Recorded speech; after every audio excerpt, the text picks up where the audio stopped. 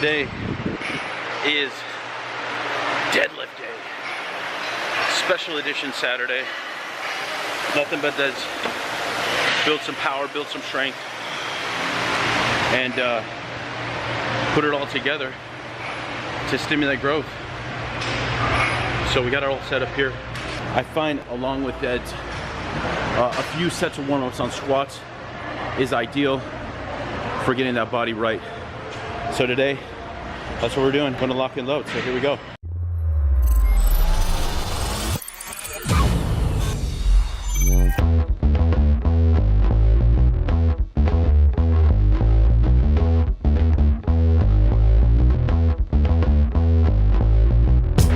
This is a very specific kind of warm-up.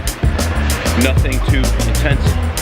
Something to really open up the hips, get the legs dialed in, and going low to the floor, of course, activates the hams and the glutes, which are two of the primary muscles of the deadlift.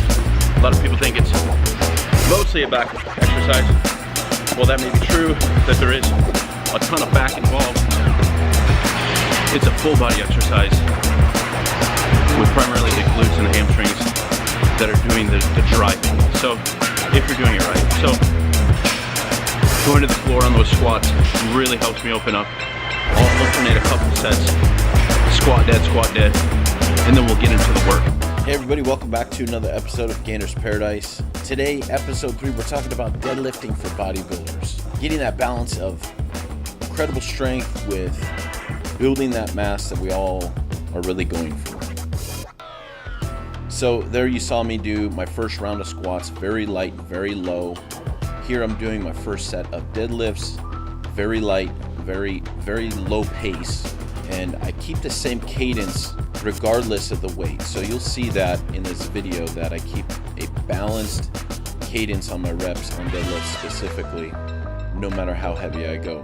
Now here's round 2 of the squat warm-up for the benefit of deads.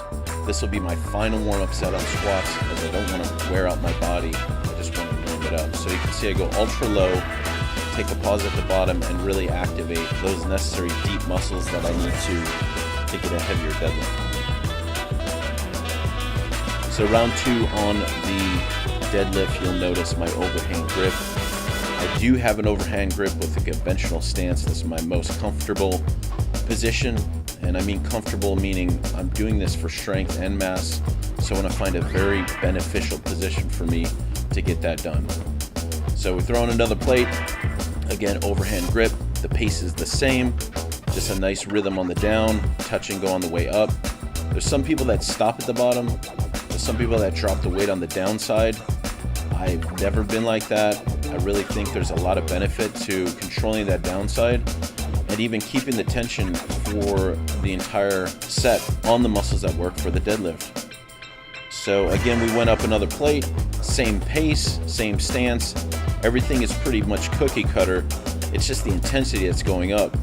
I keep my reps anywhere from 4 to 6. You'll see on this video that it's going to be around 4 every set, except for that heavy final set that you'll see here in a minute. And in the future, I've been stronger, I've been weaker, but the main thing is to get the most out of where you're at in the moment. So at this point, this is where I'm at. We're throwing another plate. Again, the pace is the same, the focus is the same, the stance is the same. Now some of you may be asking, what about sumo style? What about the alternate conventional deadlifting grip as opposed to this overhand style that I do? I say work with what fits you the best because everybody's slightly different.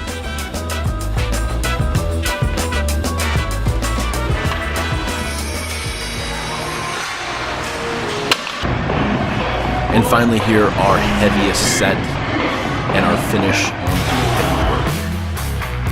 Couple sets, 1 rep gets the job done. We interrupt our program to bring you this important message. All right, so a couple things to keep in mind when you're deadlifting. Number 1, always lift with your ego.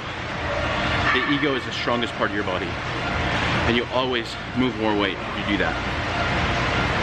Number 2, if you're gonna do it for the gram, not for the sake of doing it, because that's what matters most, is your likes and your comments, right? And number 3, be sure, by all means, to slam the weight after essentially every rep. Because if you're not slamming the weight, you're not getting the attention that you deserve. And we all know what this is about. It's about attention. This guy's crazy. Focus on those 3 things, and your deadlift automatically goes up. Final round. So last but not least on deadlifts, I like to do something called the Widowmaker. Something I picked up along the way in a few different training methods that I applied to deadlifts. Typically I see it done with squats, but it works well with deads as well. So here I drop the weight actually down to 4 plates. When I hit my highest on the deadlift at 6, it's significantly lighter. The reps are much higher. This I'll do 15 reps. Again, in the future I'll probably bump those reps up. And the weight as well, relative to my strength and performance going up. But the idea is to dial in a slightly lighter weight with a much higher rep, so you get that benefit of the hypertrophy through the whole body, and finish your deadlifts that way. Now that really exhausted me on the deadlifts, so I moved right on to stiff leg deads. Stiff leg deads are slightly different in that you're keeping your legs locked in that position. So the movement comes from the shift in the hips back and forth. Now this is a direct assault on the hams and the glutes. My pace is much quicker, but again, the line of the bar, the vertical line of the bar stays in a straight line up and down, which is key. And you'll notice the extra intensity focus on the hamstrings and the lower portion of the glutes.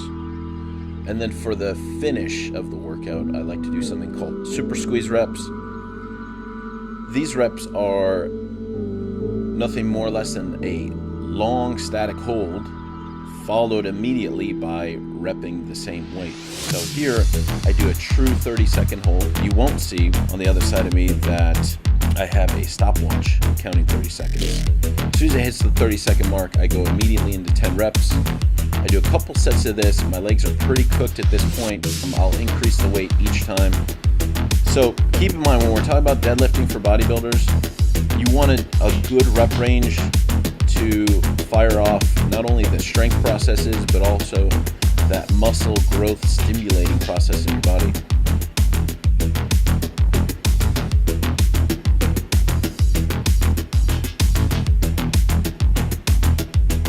So that'll do it for today's video.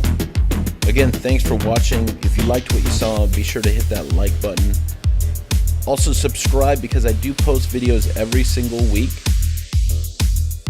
And feel free to comment below, because I love discussing these advanced ideas, concepts, and techniques when it comes to lifting and growing muscle.